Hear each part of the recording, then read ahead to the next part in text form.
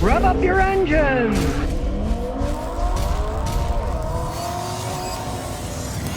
Well, here we go. Summer's on its way, and what are they predicting? High gas prices, right? Because the whole thing is, if there's a higher demand, the price should go up. I always thought that if you made more and sold more, you could lower the price, right? Because of mass production and all that stuff, right? But in the case of gasoline, it's always the opposite. If people want it, we will raise the price. And when people don't, they have to lower the price to try to keep their sales up. And now this summer, they predict that many, many more people will start traveling in their own cars, which makes sense. If you've been on the airlines lately, hey, they're cutting flights. The people are getting more obnoxious on the planes and at the airports. It's insane. It used to be that you could fly all over the place anytime you wanted. Now, whew, we were flying out to Death Valley from Nashville. We had a heck of a time trying to find a decent time to fly out. Early in the morning, late at night. I mean, really annoying. And they used to have a lot of flights. And you'd think, of all things, between Nashville and Las Vegas, and then we drove to Death Valley, there'd be all kinds of people going to Las Vegas to gamble. There used to be flights all the time, but there aren't anymore because they're cutting all their stuff down. So many people are driving instead.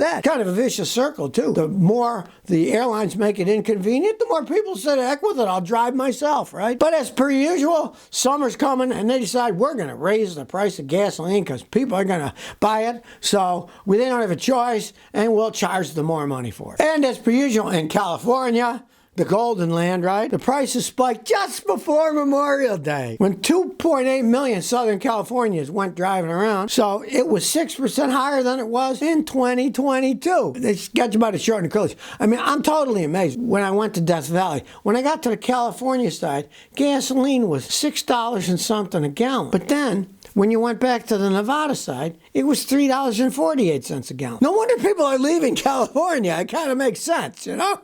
You can only rip people off for so long, and eventually they're going to go like, I've had enough of this. Rapid Fire says, what's the normal RPM speed for my 2023 4Runner? I just bought it. When it's cold, it starts at 1,700 RPMs and drops below 1,000 after it warms up. That seems high. What do you think? Should I be concerned and take it to the dealer? Well, I definitely would be concerned. I'd take it to the dealer. I don't know if they're going to really do that. They're often just going to say, oh, that's normal. 1,700 is too high for starting up an engine. It's not set right now. All that stuff's done by computers in modern cars. It's a 2023, so it's new, right? They may not even have software to fix it with yet. They eventually will figure out a software so it idles lower. Like you said, 1,400 maybe tops. But 1,700 is too high. That's just too high. Like I say, they're probably going to tell you it's normal, but it's not. They're not supposed to go that high. Obviously, there's a problem either in the software or in the throttle hardware that it's opening up too much. Take it in and see what they say. And if they say that's normal, that's baloney. Just keep following it up, and eventually you'll probably find they'll come with a software patch where they reprogram the computer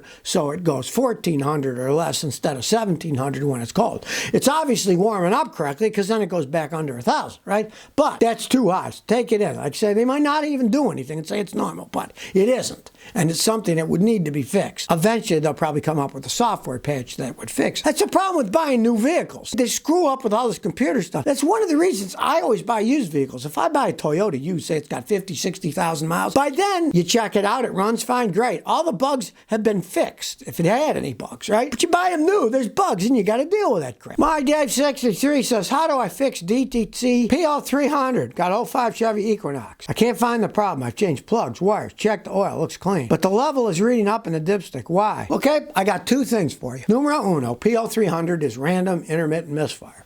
One of the hardest codes to figure because there are hundreds of things can do it, but your tip tells me the whole thing. Your oil level is reading up. You got a fuel injection problem, and what happens is if you're getting too much fuel, some of it will bypass the piston rings and end up in your engine oil. Pull out your engine oil and smell it. It'll probably smell more like gasoline. Either have a leaking fuel injector or leaking fuel injectors or a leaking fuel pressure regulator, and that allows too much gas to drip into the engine, which will make the engine oil go up because the gasoline is now mixing with it, adding volume, right? And of course that will cause misfires. You have too much fuel in your engine, it's going to misfire because it's not going to run correctly. A lot of people get confused and say it's misfire, not firing right, and they think it's got to be the ignition system. No, it's often the fuel system causing it. Even though a misfire means it's not firing right, it can be done because the ignition doesn't work right, or it can be done because the fuel system doesn't work right. And I can just about guarantee you that you have fuel getting in there from leaking injectors or a leaking fuel pressure regulator. The regulators can leak and then you get too much fuel in too. So have that checked checked out. Then you got to change your oil and filter because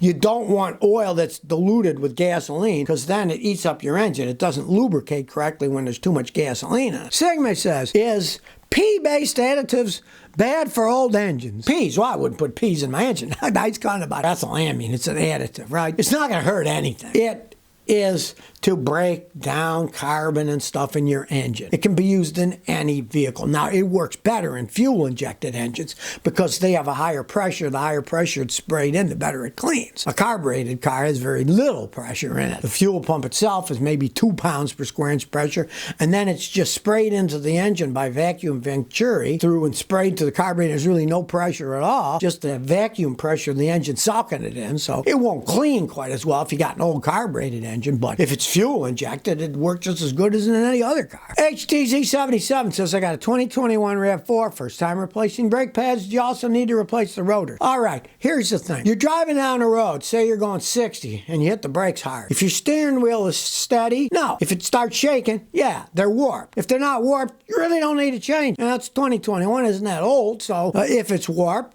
it'll shake, then you have to change them. And don't turn them. Some guys, we'll take it to a machine shop, put it on a lathe, turn them, make them flat again. Well, that's dumb because if you have rotors and they've been warped so that they shake, if you have them turned on a lathe, they're even thinner than they were before because it cuts the metal off. Then it will warp even faster because it's thinner than it was when it warped or when it was thicker. So don't do that. Buy new ones if it's shaking. But if it doesn't shake or pull or anything out, don't waste your money. Miles Max says, I got my first car. It's a 1998 Honda CR-V with 180,000 miles. Do you think it's got 5 years of life left? They're well made. I had a customer with that same year. She had 350,000. So, of course, it depends. The previous owner changes the oil all the time. Take care of it. Change the coolant. Is it rusted? You know, it's an old car. It's a 98. You want to go through all the fluids, change all the rotten rubber parts, but they're well-made cars, and they can last a really long time if you take care of them, especially the older ones like that. They're better made than the newer ones are. Matter of fact, a guy was going to bring me a new one today to film, right? I said, I'll film a new one, show them what they're like. He said, Scotty, I can't bring it because the center console went blank and I had to take it in and have to fix it. Okay, this is a brand new one. The console broke already. It's brand spanking new, 2023.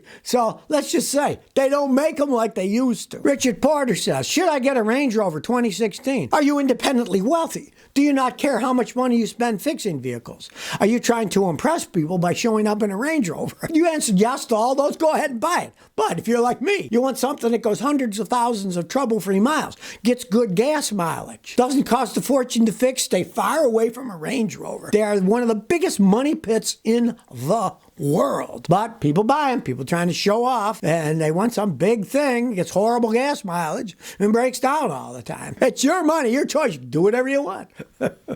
I wouldn't buy one. Marilyn Simmons says, Scotty, when using engine cleaning products to clean out the gunk, where does it go? Does it get burned off? Thanks. If you use any of the good ones, like my friend Bernie's, his ATS cleaner, you put it in the engine, you rev it up 15, 20 minutes, and then you turn it off, then you change the oil and filter, and it goes and drains out. You don't want to use any good engine cleaning products and leave them in the engine, because then the gunk will still be floating around, right? You want something to get it out of the system. Now, let's say you put something in the fuel system, right? Well, then, of course, it's just burned off. So if you put fuel cleaner in a gas tank, sprays to the injectors, if you got carbon on your engine, it will burn it off. And then whatever, if there is any little pieces left, they'll go out the exhaust system. That's why one reason that some companies like Ford say, oh, you shouldn't use those cleaners in our cars with turbochargers. The chunk can break off and destroy the turbochargers, and we're not going to warranty them. So, you know, you got to think about that when you're putting cleaners in a gas tank. If you do have a turbocharged car and you really have big pieces of carbon inside, yes, they could break off with the cleaner and then break the turbocharger. Realize that. But if you're talking about cleaning the gunk inside the engine, you clean it and then you change the oil right after. Zachariah says, Scotty, you constantly say changing the oil at lower intervals than what's recommended by the manufacturers and oil companies.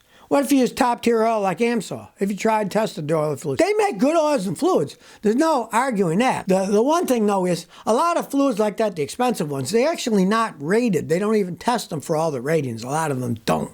So you really have no idea how long they're going to last. Will they hold up? Will they create problems later on? Now, the thing is, you got to change your oil once a year anyway, because you get a buildup of acid, you get a buildup of water in the system from burning gasoline. Gasoline is hydrogen hydrogen and carbon. You burn it with Earth's atmosphere, you end up creating water vapor. Eventually, the oil gets too much water built up into it. It's no good. So you got to change it once a year anyway. So why buy super expensive oil if you're going to change it once a year anyway? Now, if you want, I know people, they'll change the oil every 10, 12,000 miles, use stuff like that, and they swear by it. But me, I would rather buy oil than change it every 5,000 miles, never have any problems, and not be wondering, gee, when the engine gets 150,000, oh, it's burning oil now. Maybe I should have changed it earlier. I'm not going to take that chance.